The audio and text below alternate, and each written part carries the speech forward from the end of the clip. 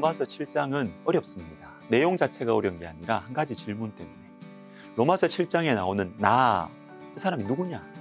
사도 바울 자신이냐 아니면 회심한 그리스도인이냐? 그리스도인이 겪게 되는 치열한 영적 갈등이냐? 아니다. 그럴 수 없다. 어떻게 예수 믿는 사람이 이렇게 비참한 상황에 빠질 수 있느냐? 이거는 비신자다.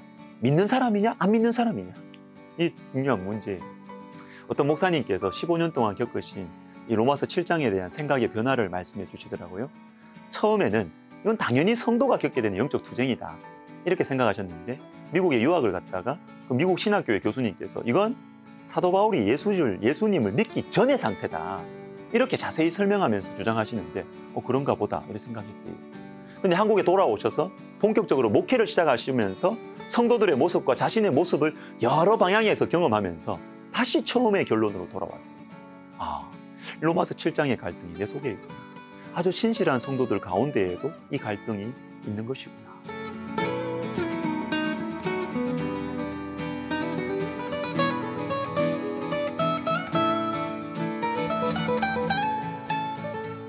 우리가 예수 그리스도를 믿고 나서 겪게 되는 힘든 문제들 중에 하나는 아마도 이중성의 문제일 것입니다. 나는 분명히 예수님을 나의 주인으로 모시고 믿고 사는데 왜 아직도 죄를 짓지?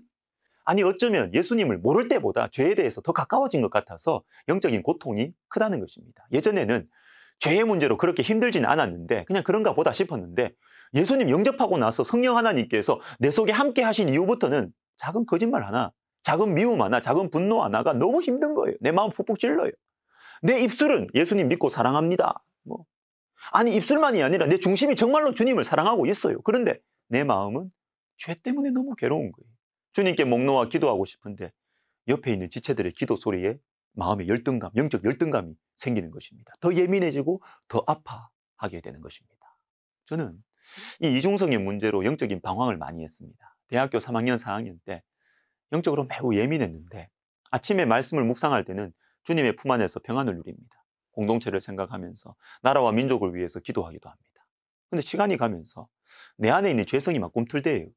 그냥 그런가 보다 하면서 넘기면 되는데 옛날에 그게 됐는데 예수님을 인격적으로 만나고 나서 이게 안 돼요. 견딜 수가 없어요. 그래서 저는 공부하는 것이 제일 힘들었습니다. 왜냐하면 공부하는 중에 생각이 너무 복잡해지는 거예요.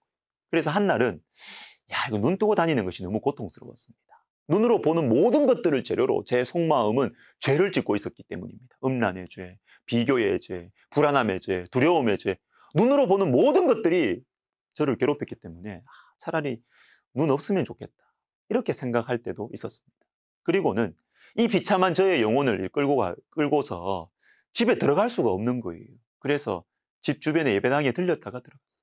깜깜한 지하실에서 주님의 이름을 불렀습니다. 주님 저를 긍휼히 여기소서. 저는 죄인입니다.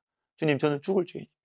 주님 당신은 알고 계시잖아요. 내가 얼마나 약한지, 얼마나 악한지 당신은 알고 계십니다.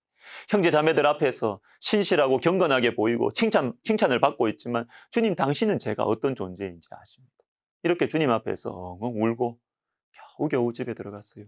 그 당시 저는 찬양 인도자와 성경 공부 리더를 하고 있었는데 어느 때보다 은혜를 많이 누리고 있었고 또 주님께서 저를 사용하시는 거예요. 은혜의 통로로. 그런데 그와 동시에 제 영혼은 괴롭고 너무너무 예민했어요.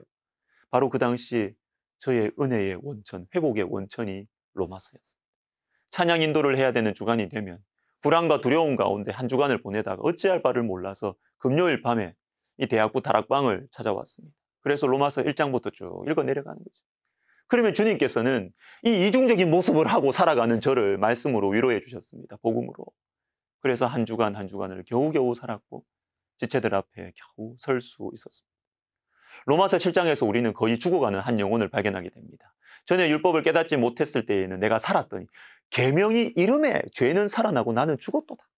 내 속사람으로는 하나님의 법을 즐거워하되 내 지체 속에서 한 다른 법이 내 마음의 법과 싸워 내 지체 속에 있는 죄의 법으로 나를 사로잡는 것을 보는도다. 오라 나는 공고한 사람이로다. 이 사망의 몸에서 누가 나를 건져내려? 거의 죽어. 하나님의 말씀의 법이 내 마음에 비추는데 내 마음은 너무 괴로운 거예요. 하나님의 말씀 앞에 서니까 덮어두었던 내 속에 죄가 막 살아나고 나는 그 죄를 감당할 수가 없는 것입니다. 내가 죽을 것 같습니다. 여러분 내 속에 하나님 법이 들어오면요 싸움이 일어납니다. 싸움이. 아예 빛을 몰랐을 때는 어두움 속에 속에서 그냥 방황을 벗삼아서 어둠을 벗삼아서 그렇게 마음대로 살았어요. 편했어요. 파멸의 길, 허망함의 길로 마음대로 갈 수 있었는데 편하게 하나님의 법, 그 빛이 비추기 시작하니까 내 속에 막 전쟁이 일어나.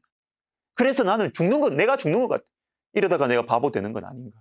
이렇게 살다가 나는 어떤 일도 성취하지 못하고 어떤 행복도 누리지 못하고 바보처럼 사는 거 아닐까라는 생각이 들었습니다. 그래서 우리는 하나님 믿는 것은 나를 속박한다. 하나님 믿는 것은 나를 힘들게 하고 나를 괴롭게 한다는 생각을 하게 되는 것 같아요. 여러분, 힘들고 헷갈리는 이 지점입니다. 그러나 여러분, 이런 시기가 와요.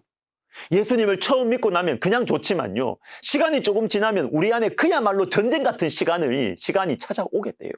그래서 많은 사람들이 여기에서 물러서죠. 하나님 사랑하는 거 힘들고 헛되고 괴롭다 하면서 다시 자기 마음대로 살아가도 마음 편한 어두움을 향해서 돌아가는 것입니다. 그러나 여러분, 하나님의 작전을 아십니까? 13절. 그런즉 선한 것이 내게 사망이 되었느냐? 그럴 수 없느니라. 오직 죄가 죄로 드러나기 위하여 선한 그것으로 말미암아 나를 죽게 만들었으니 이는 계명으로 말미암아 죄로 심히 죄되게 하려 함이라. 거룩하고 의로우시며 선하신 하나님의 말씀이 우리를 죽이는가? 아니라는 것입니다. 어찌 하나님께서 거룩하고 선한 당신의 말씀으로 당신의 자녀들을 죽이시겠습니까? 그럴 수 없느니라. 당장은 죽는 것 같지만요. 여러분, 우리가 죽어야 살아요. 우리가 죽어야 살아요. 어두운 길이 있으면 자신이 어두움인지 알지 못하는 것처럼 어두움은 비록 눈이 부시고 힘들어도 빛을 만나야 살아요. 새로운 삶을 살아갈 수 있는 것입니다. 하나님의 말씀의 빛을 마음으로 제대로 받아들이면 그저 행복하지 않습니다, 여러분. 마음이 아파와요. 이전보다 나쁜 일을 더 많이 해서가 아닙니다. 말씀의 빛이 비춰오니까 어두움이 드러나는 것입니다. 괴로워도 여러분, 어둠이 드러나는 것이, 암덩어리가 드러나는 것이 사는 길이죠. 사랑하는 여러분, 이중성, 영적 방황, 시간 낭비인 것 같지만 매우 소중한 기회입니다. 내 영혼을 살리는 시간입니다. 내 본질을 알고 하나님의 은혜를 알게 되는 매우 중요한 지점인 것입니다. 혹시 이런 영적인 방황을 해보신 적이 전혀 없으십니까? 아니면 이걸 막 밀어내십니까? 귀찮아하십니까? 제가 감히 말씀드립니다. 여러분, 위험해요.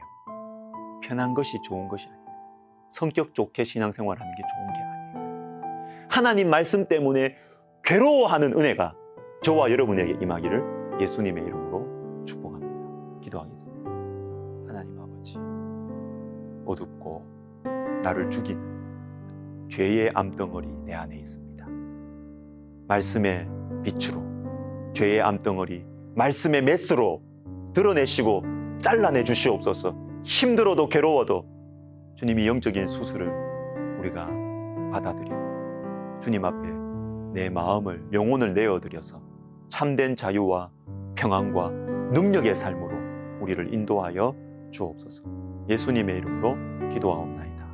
아멘.